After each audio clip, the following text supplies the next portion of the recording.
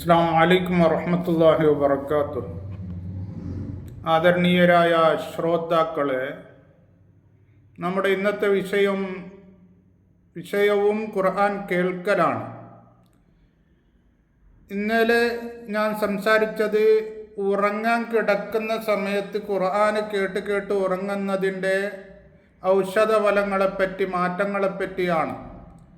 ഇന്ന് അല്ലാത്ത സമയത്ത് ഖുർആൻ കേട്ടാലും എന്തൊക്കെ ഔഷധ ഫലങ്ങളുണ്ട്, നമ്മുടെ ശരീരത്തിനും മനസ്സിനും എന്തൊക്കെ മാറ്റങ്ങൾ വരുന്നുണ്ട് എന്നുള്ളതാണ്. റീസർച്ചേഴ്സ് പറയുന്നത്, അവരുടെ പഠനത്തിൽ അവർക്ക് ലഭിച്ച റിസൾട്ടുകൾ, ഏത് സമയത്ത് ഖുർആൻ കേട്ടാലും അവരുടെ വ്യസനങ്ങൾ അത് കുറയും. വ്യസനങ്ങൾ കാര്യമായി കുറയും. വിഷാദങ്ങൾ, ഉത്കണ്ഠകൾ ഇതൊക്കെ കുറയും. അതുപോലെ തന്നെ പല രോഗങ്ങളും കുറയും, അതിന് ശമനം ഉണ്ടാകുമെന്ന് അവർ പറയുന്നു. ബ്ലഡ് പ്രഷർ, രക്തസമ്മർദ്ദവും അതുമൂലം അത് ഹൈ ആണെങ്കിൽ അത് നോർമലിലാകും.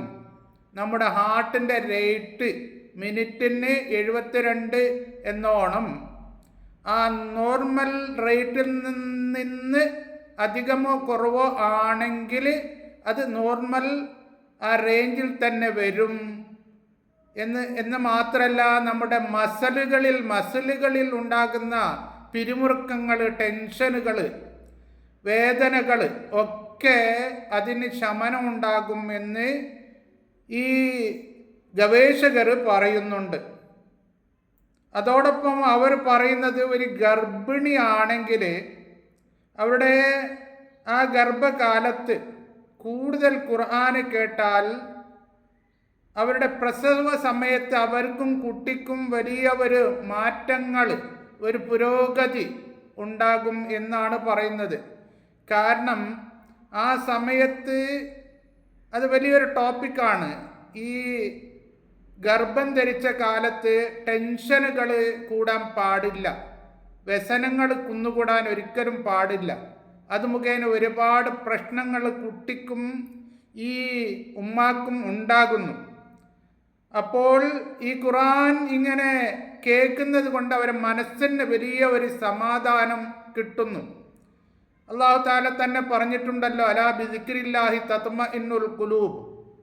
അള്ളാഹുവിനെ പറയൽ കൊണ്ട്, അല്ലെങ്കിൽ കേൾക്കൽ കൊണ്ട്, ഓർക്കൽ കൊണ്ട്, അതിൽ ഈ ഖുർആൻ കേൾക്കലൊക്കെ പെട്ട് മനസ്സിന് സമാധാനമുണ്ട് എന്ന്. അപ്പോൾ അവരെ മനസ്സിന് സമാധാനം കിട്ടുന്നത് കൊണ്ട് ആ സമയത്ത് അവർക്ക് ഒരിക്കലും ടെൻഷന് വരാതെ സൂക്ഷിക്കണം. ഇങ്ങനെ വലിയൊരു സമാധാനം കിട്ടുന്നത് കൊണ്ട് അവർക്ക് വലിയൊരു നേട്ടങ്ങൾ പ്രസവ സമയത്തും അതിന് മുമ്പും ശേഷം ഉണ്ടാകുന്നു. ഈ കുട്ടിയുടെ വയറ്റിൻ്റെ അകത്തുള്ള ഈ കുട്ടിയുടെ ബ്രെയിനിൻ്റെ പവർ, തലച്ചോറിൻ്റെ പവർ അധികരിക്കുന്നു, കുട്ടി ആക്റ്റീവ് ആകുന്നു എന്നാണ് അവർ പറഞ്ഞിരിക്കുന്നത്.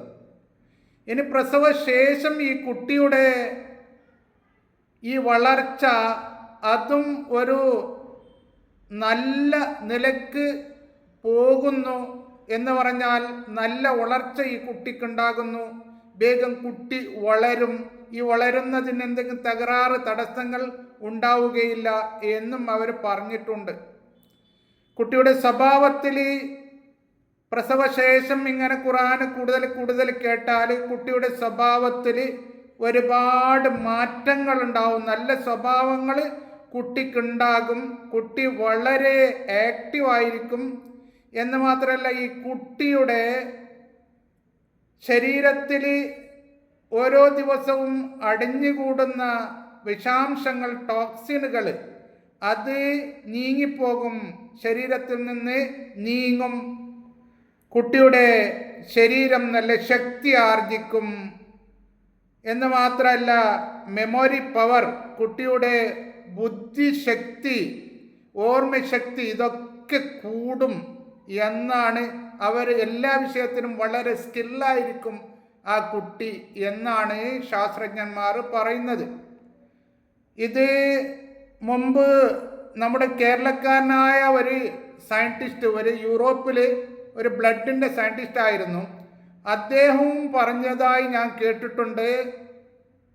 അവരുടെ ഭാര്യയ്ക്ക് ബ്ലഡ് പ്രഷർ കൂടിയപ്പോൾ ഇങ്ങനെ ഖുർആൻ ഓതിയാൽ അത് നോർമലിൽ ആകാറുണ്ടായിരുന്നു എന്ന് അദ്ദേഹം പറയുന്നതായി ഞാൻ കേട്ടിട്ടുണ്ട്. എന്ന് മാത്രമല്ല, ഡോക്ടർ മസാറോ യമോട്ടോ എന്ന് പറയുന്ന ഏറ്റവും വലിയ ഒരു ശാസ്ത്രജ്ഞൻ ജപ്പാനിലെ, അദ്ദേഹം ഈ സംസം വെള്ളത്തിനെ പറ്റി ഒരുപാട് കാലം റിസർച്ച് ചെയ്തിട്ട് ഒരു ബുക്ക് എഴുതിയിട്ടുണ്ട്. ആ ബുക്കിലും അദ്ദേഹം അതിൻ്റെ ഫലം പറയുന്നു. ഖുർആനെ ഏതെങ്കിലും ഒരു വെള്ളത്തിൽ ഊതിയാൽ ആ വെള്ളത്തിൻ്റെ സ്ട്രക്ചറുകൾ നന്നാവുന്നു.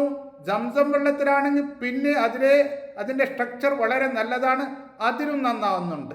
മറ്റുള്ള വെള്ളങ്ങളിലാണെങ്കിൽ അതിൻ്റെ സ്ട്രക്ചറുകൾ നന്നാവുന്നുണ്ട് എന്ന് അദ്ദേഹത്തിൻ്റെ ബുക്കിൽ എഴുതിയിട്ടുണ്ട്. അപ്പോൾ എന്തുകൊണ്ടും നാം ഖുർആൻ കേൾക്കണം. വലിയവരും കേൾക്കണം, ചെറിയവരും കേൾക്കണം, കുട്ടികളെ കേൾപ്പിക്കണം. ഉറങ്ങുന്ന സമയത്തും അല്ലാത്ത സമയത്തും കൂടുതൽ കേൾപ്പിക്കണം. അതുകൊണ്ട് നമ്മുടെ കുട്ടികൾ നന്നാവും.